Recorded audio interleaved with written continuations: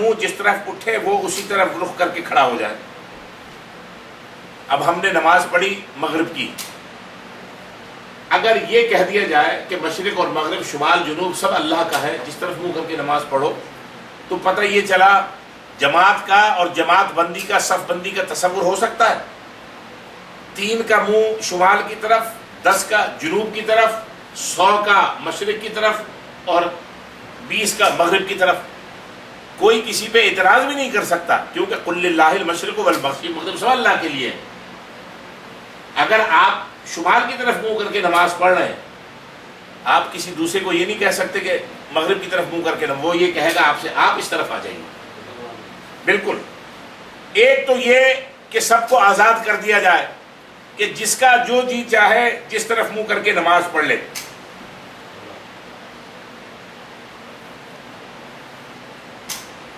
اچھا، دوسری صورت یہ ہے کہ مختلف اوقات کو متعین کر دیا جائے کہ بھئی آپ نے اس وقت نماز اس طرف منہ کر کے پڑھی، اب دوسرے اوقات میں نماز دوسری طرف کر کے پڑھ لی جائے.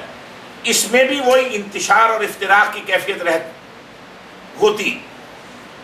تو اللہ تبارک و تعالیٰ کی طرف سے حکم یہ ہوا، اور یہی فطرت کا عین تقاضا تھا کہ تمام مومنین کو اور تمام صف بندی کرنے والوں کو، نماز پڑھنے والوں کو ایک رخ کی طرف، مطلب ان کو حکم دیا جائے کہ ایک یک رخ ہو کے نماز پڑھو. بھائی اللہ تو ہر طرف ہے، اب ہر طرف منہ کر کے نماز نہیں پڑھی جا سکتی، آزاد بھی نہیں چھوڑا جا سکتا. یہ بھی نہیں کہا جا سکتا کہ اس اوقات میں ادھر منہ کر لیں اور اس اوقات میں ادھر منہ کر لیں، یہ بھی انتشار کی صورت ہے.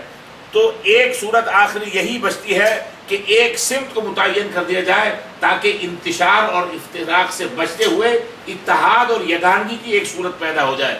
اور اس کی صورت یہی ہے کہ ایک قبلہ متعین کر دیا جائے کہ تمام لوگ اسی طرف منہ کر کے نماز پڑھ لیں گے. زیادہ مشکل بات تو نہیں ہوئی، سمجھ میں بات آ گئی یا نہیں؟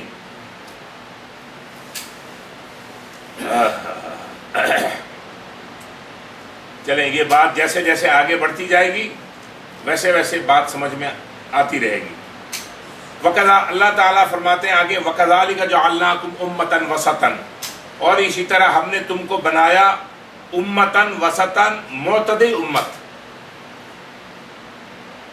معتدل امت، ماڈریٹ، انلائٹنڈ نہیں، ماڈریٹ. لِتَكُونُوا شُهَدَاءَ عَلَى النَّاسِ، تاکہ تم ہو جاؤ لوگوں پر گواہ. وَيَكُونَ الرَّسُولُ عَلَيْكُمْ شَهِيدًا، اور رسول ہو جائیں تمہارے اوپر گواہ. ماڈریٹ امت ہے، معتدل امت ہے، اعتدال والی امت ہے. یہ نہیں کہ نماز پڑھ رہے ہیں تو جیسے میں نے ابھی بتایا کسی کا رخ مشرق، کسی کا مغرب، کسی کا شمال، کسی کا جنوب، کہ اللہ ہر طرف ہے. نہ یہ کہ اس نماز میں اس طرف رخ کر لو، اس نماز میں اس طرف رخ کر لو، یہ بھی صورت نہیں ہے. تم معتدل امت ہو، افراط اور تفریط سے ہٹ کے.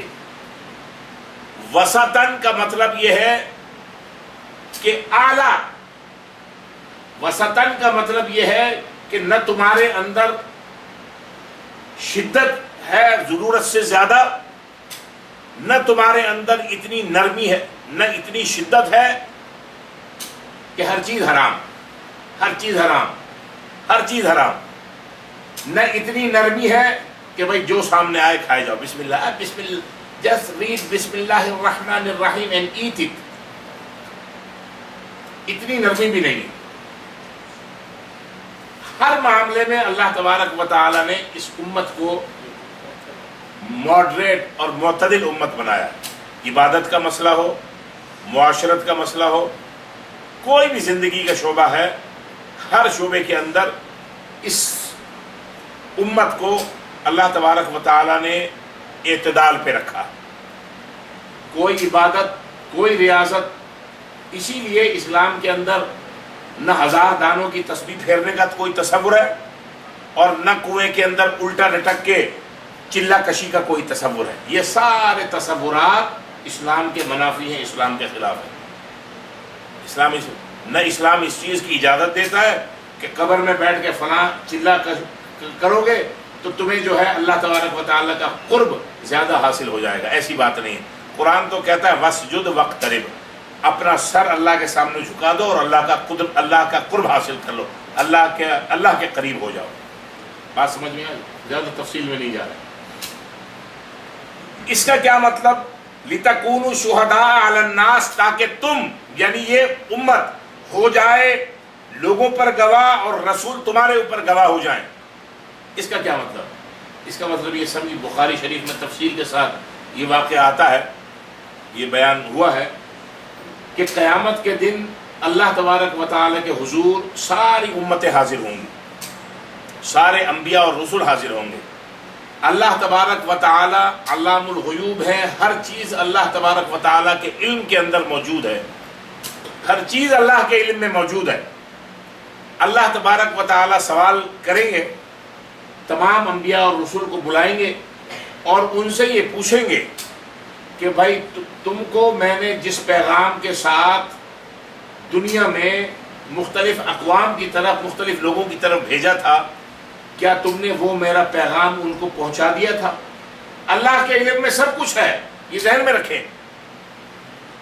انبیاء علیہ الصلوۃ والسلام اللہ کے حضور سجدہ ریز ہو کے کہیں گے یا باری تعالیٰ، آپ نے جس مشن کے لیے ہمیں جن امتوں کی طرف، جن علاقوں کی طرف، جن قریے اور بستی کی طرف بھیجا تھا، ہم نے آپ کا پیغام جیسا آپ نے فرمایا تھا ان تک پہنچا دیا.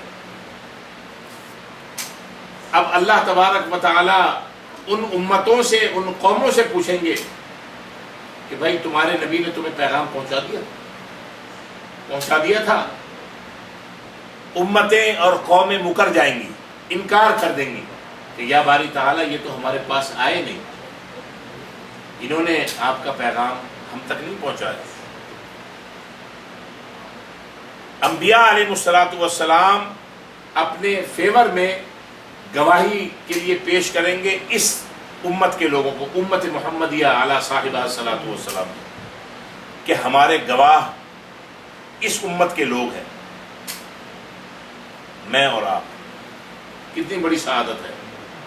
ایاز قدر خود را بشناس، ہمیں تو اپنی قدر کا علم ہی نہیں ہے کہ اللہ نے ہمارا مقام، اس امت محمدیہ کا مقام کیا رکھا ہے. قرآن میں اللہ نے اس امت کے لیے کہہ دیا کنتم خیر امت، تم بہترین امت، بہترین لوگ ہو، بہترین امت ہو. اور ہم اپنے عمل سے کہہ رہے ہیں نہیں اللہ آپ غلط فرما رہے ہیں، ہم بدترین لوگ ہیں، ہمارا عمل یہ کہہ رہا ہے. اللہ تبارک و تعالی ہمیں بہترین بننے کی توفیق عطا فرمائے کہ ہم عبادت میں بھی بہترین ہوں، معاشرت میں بھی بہترین ہوں، اخلاص میں بھی بہترین ہوں، معاملے میں بھی بہترین ہوں، ایمان میں بھی بہترین ہوں، اخلاص میں بھی بہترین ہوں. امت محمدیہ کے لوگ، اس کے اوپر اعتراض یہ کیا جائے گا کہ یہ تو بعد میں آنے والے ہیں، ان کو کیا پتا کہ یہ انبیاء آئے یا نہیں آئے. تو اس امت محمدیہ کے لوگ نبی پاک صلی اللہ علیہ وسلم کا نام لیں گے، آپ کو پیش کریں گے کہ ہم تو سب سے آخر میں آئے، لیکن ایک امام الانبیاء والمرسلین، سید الانبیاء والمرسلین جناب محمد رسول اللہ صلی اللہ علیہ وسلم تشریف لائے تھے، اور آپ نے ہمیں یہ بتایا تھا کہ پچھلی انبیاء کے پاس، پچھلے انبیاء جتنے بھی اور رسول گزرے ہیں ان کے پاس، تمام کے پاس، ان اقوام کے پاس وہ نبی اور رسول آئے تھے، اور ان انبیاء اور رسول نے جو پیغام اللہ تبارک و تعالیٰ نے ان کو دیا تھا وہ صحیح ٹھیک طور پر پورے طریقے پر اپنے لوگوں کو پہنچا دیا تھا. ہم تو اپنے نبی کی فرمان کی روشنی میں یہ بات کہہ رہے ہیں. تو اللہ تبارک و تعالیٰ اسی بات کو یہاں پر بیان فرما رہے ہیں لِتَكُونُوا شُهَدَاءَ عَلَى النَّاسِ، تاکہ تم ہو جاؤ لوگوں پر گواہ اور رسول تمہارے اوپر گواہ ہو جائیں. کتنی بڑی سعادت کی بات ہے. اللہ فرماتے ہیں وَمَا جَعَلْنَا الْقِبْلَةَ الَّتِي كُنْتَ عَلَيْهَا، وَمَا جَعَلْنَا، اور نہیں